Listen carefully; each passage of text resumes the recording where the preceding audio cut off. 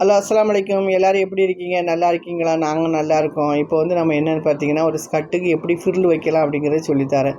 Last வீடியோவில் என்னென்னு கேட்டிங்கன்னா, ஒரு ஜிம்மிக்கு ஒரு மேல் பாடி ரெடி பண்ணணும்.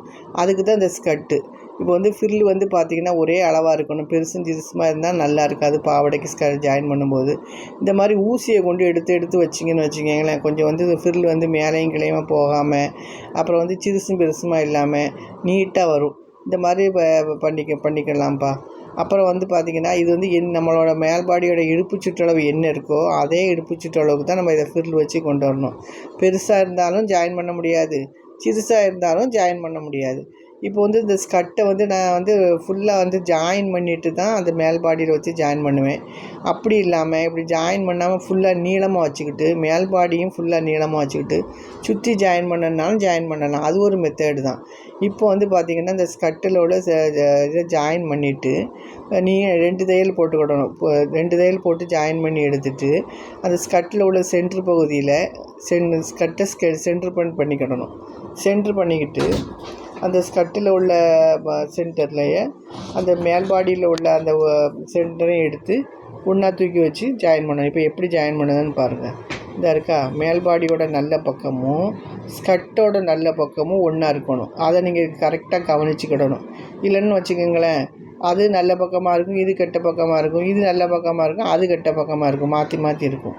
மேல்பாடியோட நல்ல பக்கமும் ஸ்கர்ட்டோட நல்ல பக்கமும் ஒன்றா இருக்கணும். இந்த மாதிரி எடுத்து வச்சுக்கிட்டு கொஞ்சம் கொஞ்சமாக எடுத்து வச்சு அடிங்க. அதாவது தையல் வந்து கடகடன்னு அடிக்க முடியாது. ஏன்னா இது வந்து ஃப்ரில் வச்சுட்டோமா, அதனால் உள்ளே வந்து மடிப்பு வந்து மாட்டிக்கிடும். மடிப்பு மாட்டாமல் கொஞ்சம் கொஞ்சமாக எடுத்து வச்சு நீட்டாக பார்த்து சின்ன நீட்டாக அடிக்கணும். இந்த மாதிரி நான் பாருங்கள், நான் எப்படி அடிக்கேன் பாருங்கள். இந்த மாதிரி அதாவது அந்த நம்ம எந்த இடத்துல ஃப்ரில் வச்சுருக்கோமோ அதே இடத்துல தையல் போட்டால் போதும்.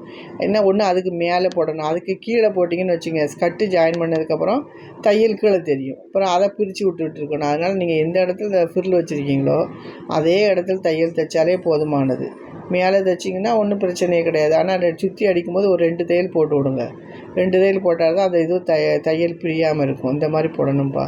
அப்புறம் வந்து எங்களோட இன்ஸ்டியூட்டில் வந்து பார்த்திங்கன்னா அட்மிஷன் போயிட்டு தான் இருக்குது. எங்களோட இன்ஸ்டியூட் எங்கே இருக்குதுன்னு பார்த்திங்கன்னா, கோயமுத்தூரில் கரும்பு கடையில் நியூ வள்ளல் நகரில் இருக்குது. இந்த பாருங்கள், ஃபுல்லாக ஃபினிஷ் பண்ணியாச்சா. இந்த மாதிரி வரக்கூடிய வீடியோக்குள்ளே சின்ன டிப்ஸுகள்லாம் சொல்லித்தரேன். பேசிக் தெரியாதவங்க இதை பார்த்து முதல்ல பேசிக் படிங்க. என்னோடய வீடியோ பிடிச்சிருந்தா லைக் பண்ணுங்கள், ஷேர் பண்ணுங்கள், சப்ஸ்கிரைப் பண்ணுங்கப்பா. Okay, bye. அஸ்ஸலாமு அலைக்கும். நெக்ஸ்ட் வீடியோவில் பார்க்கலாம். ஓகே.